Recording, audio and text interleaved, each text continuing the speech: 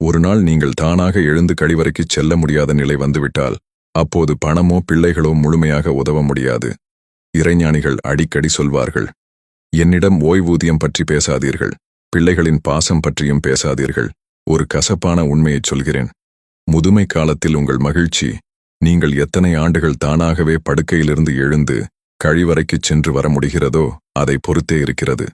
ஒருமுறை படுக்கையிலேயே முடங்கிவிட்டால் நீங்கள் உங்கள் வாழ்க்கையின் முழு சுதந்திரத்தையும் இழக்கிறீர்கள். அப்போது நீங்கள் வெறும் உயிருடன் இருக்கும் ஒருவராக மட்டுமே மாறிவிடுகிறீர்கள். அப்போது யாரை நம்ப முடியும்? உங்கள் பிள்ளைகளையா? பராமரிப்பாளர்களையா? உதவியாளர்களையா? உங்களை நீங்கள் நேசிப்பது போல் வேறு யாரும் உங்களை நேசிக்க முடியாது. நாம் 80 வயதில் இருக்கும் நம்மை பற்றி சிந்தித்ததுண்டா? காலையில் எழும்போது உங்கள் கைகளும் கால்களும் இன்னும் உங்கள் கட்டுப்பாட்டில் இருக்குமா?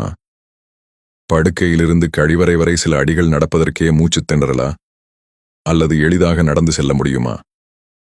அந்த நாள் வந்தபோதுதான் உண்மையை உணர்வீர்கள்.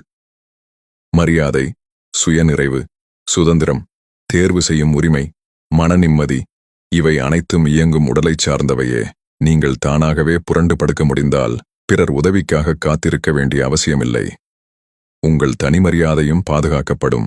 நீங்கள் தானாகவே ஒரு டம்ளர் தண்ணீர் எடுத்து குடிக்க முடிந்தால் தாகத்துடன் யாராவது வருவார்களா என்று காத்திருக்க வேண்டியதில்லை. நீங்கள் ஜன்னல் அருகே சென்று வெளி உலகத்தை பார்க்க முடிந்தால் மேல்தளத்தை மட்டும் பார்த்துக்கொண்டு நாட்களை எண்ணிக்கொண்டிருக்க வேண்டியதில்லை. அப்போது ஒரு உண்மை தெளிவாக புரியும். பணம் முக்கியம், ஆனால் அது உண்மையான அன்பையும் பராமரிப்பையும் வாங்கித் தர முடியாது. அதிகாலை 3 மணிக்கு உங்களை தானாக திரும்பி படுக்க வைக்கும் உடல் வலிமையையும் வாங்கித் தர முடியாது. பிள்ளைகளின் பாசம் மிகவும் மதிப்புமிக்கது, ஆனால் அவர்களுக்கும் அவர்களுடைய வாழ்க்கை இருக்கிறது.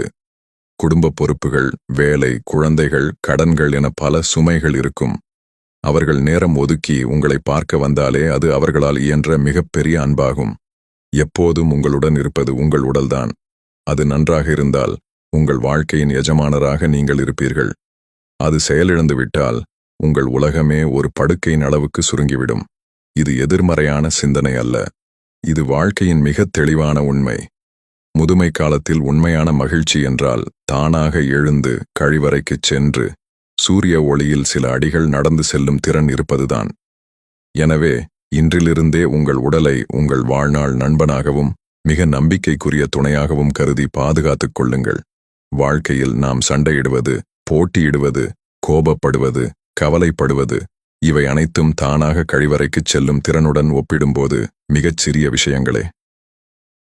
எதிர்காலத்தை பற்றிய கவலைகளை இன்றே செயலாக மாற்றச் சொல்லும் அறிவுரை இது. உடலை வலுப்படுத்துங்கள். உடல் உறுதியை பாதுகாத்துக் கொள்ளுங்கள். மன அமைதியை வளர்த்துக் கொள்ளுங்கள்.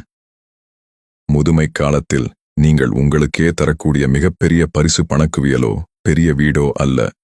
சூரிய ஒளியில் நடக்கக்கூடிய உடல், தென்றலை உணரக்கூடிய மனம், மலர்கள் மலர்வதை ரசிக்கக்கூடிய கண்கள், எந்தச் சூழலிலும் அமைதியாக இருக்கக்கூடிய உள்ளம், இதுவே மிகப்பெரிய செல்வம்.